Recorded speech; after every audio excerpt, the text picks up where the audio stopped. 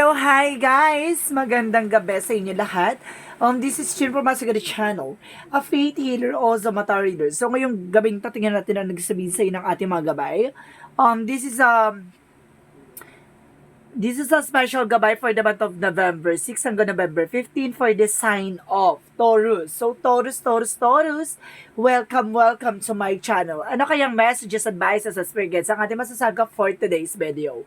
Kano naman kayang energy or kaganapan sa buhay ng mga Pisces ay ng mga Taurus ang ating mga hagilap. So guys, this reading is a journey lamang, hindi lahat makaka-resonate. Kunin lamang pa makaka-relate sa inyo and comment down below kung kaninong energy ang ating nasagap. And of course, don't forget to like and subscribe my channel and hit notification bell for more videos update. And of course, guys, maraming salamat sa walang sawang pagsuporta sa akin channel, lalong-lalo na hindi nag-skip ng ads. Naway pagpalain kayo na Diyos at may kapal, siksik liglig nag-uuma pa ng balik sa inyong biyaya. So guys, maraming salamat po. Umpisahan na natin. Angel Spirit, give me information for the sign of Taurus. Ano kaya ang pasabog-bulabog na mensahe para sa mga kapatid natin diyang Taurus? There's a page of cups. Listen to your intuitions, no? Makikinig ka sa intuitions mo or gut feeling mo. There's a nine of cups. There's a wish fulfillment. Kumbaga may mga bagay na matutupad na, no? And of course, there's a two of wands. There's a choices, no? And of course, there's six of pentacles. Magtutuloy-tuloy din about sa finances. Kumbaga, there's a both side of situation na, kumbaga, meron ditong dalawang resource of income. So, it's a good part, no? Kumbaga, magtutuloy-tuloy na raw. And additional messages. And of course, there's an Ace of Pentacles. Wow! A big money, a big opportunities. Pasabog. So, what is additional messages? There's a Three of Pentacles. About talaga sa negosyo o trabaho to, no? Or some of you baka may business ka talaga na mukhang papatok talaga. No? Since the Three of Pentacles ito, mukhang hatak talaga na magandang kapalaran, malaking swerte, no? So, what is the Page of Cups?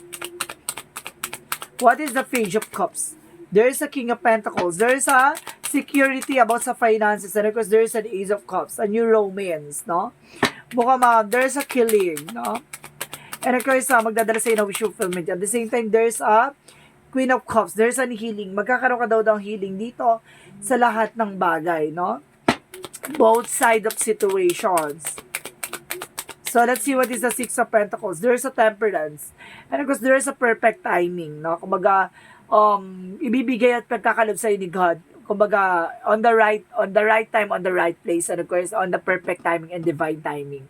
Na magtutuloy-tuloy ang pagdating sa finances mo. Pasabog ka. May love life ka na nga, may career ka pa. Diba? And of course, there's a Queen of Cups for healing. Diba? And Temperance for miracles. O, diba? And of course, panatiliin mo lang kalmado yung sarili mo. Kalma. And of course, there's a Nine of Cups. A Knight of Swords. There's a success driven. So, malapit ka na talaga sa success. At the same time, there's a Three of Cups. There's a celebration, no? Maraming celebration dito. What is the Page of Cups and of course the King of Pentacles? Black namin. So some of you kumbaga, baka may sumusubok kumadlang, no? Ng finances mo, kaya kailangan maging aware ka. So what is the Nine of Cups and of course the Ace of Cups? And of course, there's Empress card, a revert, no? A renewal. So, ibig sabihin talaga, mukhang manunumbalik ang pagmamahalan nyo ng person mo. And of course, there's a higher path. There's education or lesson learned, no? Kailangan matuto ka na. And of course, there's a King of Cups. There's a devoted and supportive person na kumbaga, sinusuportahan ka. And of course, there's a devil. I told you so. No, may devil talaga. May sumusubok talaga sa ditong humarang pagdating sa finances. So, what is the Three of Pentacles and the Three of Cups? Gusto ko malaman kung sino itong humahandang na ito. And of course, there's a Knight of Wands, slow and steady. No, kumbaga, kailangan kapag may pera or something na nakakaluwag-luwag, diba? Enjoy yourself, no? With your love life. So, let's see what is the devil and the black namin, why is he here? So, there's the lover. So, ibig sabihin about sa love life, no? So, ibig sabihin baka mayroong gumagawa sa ng person nyo, and of course, there's a tower moment. Gusto kayong sirain pag magsakit parehas. Pero, tendency with the Eight of Pentacles, so meron kayong heart-to-heart and collaboration to each and every one. No? Kumbaga, meron talaga kayong pag-uusap ng partner mo. Kaya parang pinipilit sirain, no? Panatiliin nagiging matatag. So, what is the outcome?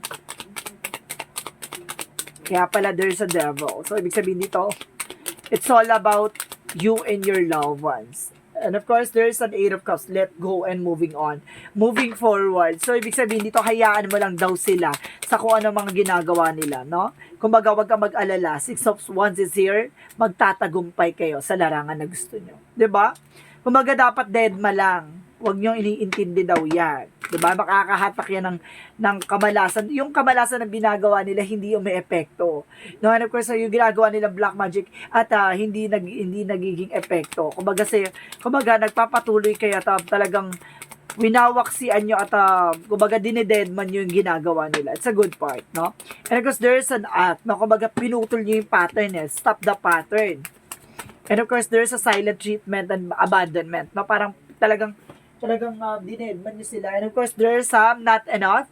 Kumbaga, sinasabi dito na baka nagsiselos, no? Or some of you baka may nagsiselos dito. And of course, there's a passion, having fun, no? Kumbaga, nag-enjoy kayo to each and every one. There's an equality. So, let's see what is Yin and Yang Oracle card. Let's see what is a Yin and Yang Oracle card. What is the Yin and Yang Oracle card? There's a self-love, no? And of course, there's attractions, hat. No, yun yung pagiging mainitan ng ulo, pagiging pala decision, iwasan yun. And of course, there's an empowerment, no? Strength card, be confident. And of course, there's an extreme for party. So, ibig sabihin nito, kumbaga, there's a third party involved, no? Na nangyari from the past. So, ibig sabihin dito na umiiwas sa mga toxic friends, no? So, let's see what is Archangel Michael messages for you. What is Archangel Michael messages for you?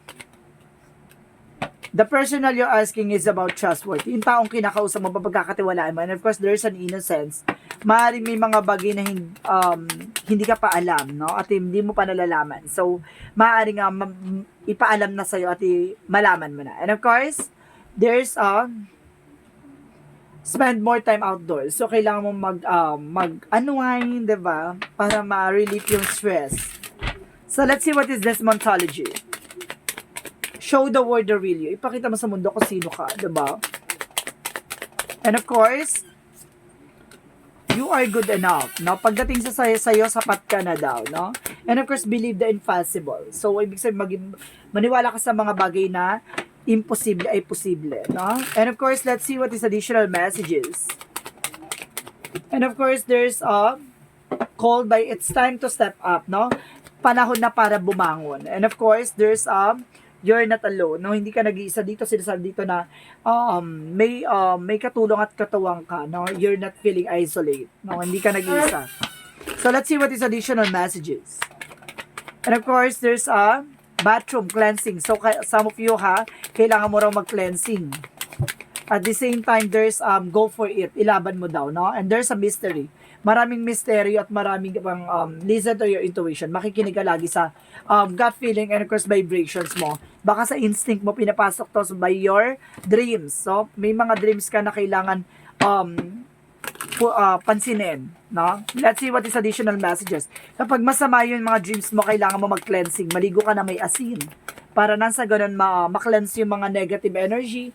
And of course, there's a service. Some of you, public servant, ganon. And of course, there's a denial. No? If i-acknowledge mo yung fear, yes, of course. Pero i-replace mo yan ng awareness, no?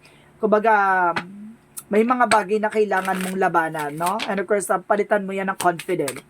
Additional energy. There's a financial constraint, no? Some of you, baka nagkakaproblema sa finances, no? This is the time na parang babangon ka na, makakabangon na. And of course, there's a walking away. So, ibig sabihin dito may kailangan, kumbaga, may mga bagay na kailangan nyo i-deadma talaga. At the same time, walking away, parang kumawala sa situation. And of course, Angel of Strength. See? You have a confidence, no? Kumbaga lakas naman loob mo. Let's see what is the chakra.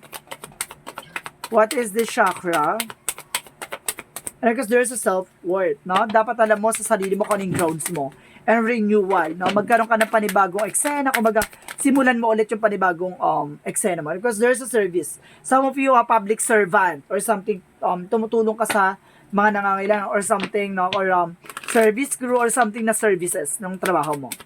Additional messages. And because there's a children, some of you baka may mga anak na, no? And because there's an infinite abundance. Kumbaga mamamayag pagdating sa finances sa'yo. So, let's see what is Arkanghel Raphael.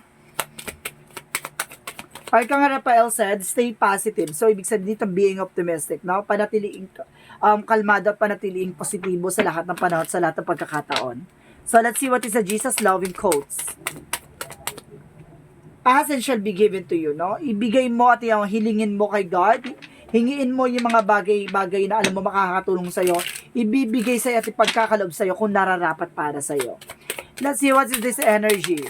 Angel's number. There's a 00. I am observant. So, ibig sabihin nito, angel asks for your attention. Open your eyes, listen, and think about everything that is happening. Trust your intuition and follow their guidance without any delays. Focus in words through meditation and prayer. See? Baka obserbahin mo yung mga panaginip mo. Bakit ka nagkakaroon ng panaginip na gano'n? Kailangan mo mag-take ng actions, no? Kapag puro daw negative ang panaginip mo, it's time to cleansing, no? Kumbaga may mga buwabalot na negatibo sa paligid mo. And of course, there's a strength card. So, meron talaga sinasabi ng strength card, no? Tatlong beses sa pinapakita, there's a strength. Ibig sabihin dito, kumbaga kailangan mo talaga ng lakas at tibay ng loob, no? At ang lakas ng pangangatawan at talagang kapkapalan ng pes. Or kailangan mo maging matatag at matibay, no? Ano ko sinasabi dito? Today, I maintain control of my emotions. I rise above self-doubt. I affirm my own power and stand strong in my unshakable faith. Today, I know that I have the strength to overcome anything I encounter. I find my courage, the truth holding tight to the force of love. I interpret over fear. Pahintin sinabi ng labanan mo yung takot mo. Na panatiliin mong nananaig ang puso't isip mo. So, sinasabi sa'yo dito na dapat nire-release mo yung negativities kasi yung nagdadala sa'yo ng takot at pangamba. Kailangan hindi ka dapat natatakot sa mga posibilidad, no? Handa ka dapat lumaban. And of course, ipaglaban. So guys, this is a special gabay for the month of November 6 hanggang November 15 for the sign of Taurus. This reading is a general reading lamang, hindi lahat makaka-resonate. Kunin lamang po makaka-relate sa inyo. Comment down below kung kaninong energy ang ating nasagap. And of course, maraming salamat sa walang sawang pagsuporta sa aking channel. Lalo na hindi nag-skip ng ads. Naway pagpalain kayo ng Diyos at may kapal-siksik tiglig na umapang manambalik sa inyong biyaya. At maraming salamat po and see you in the next video. Bye-bye and babush!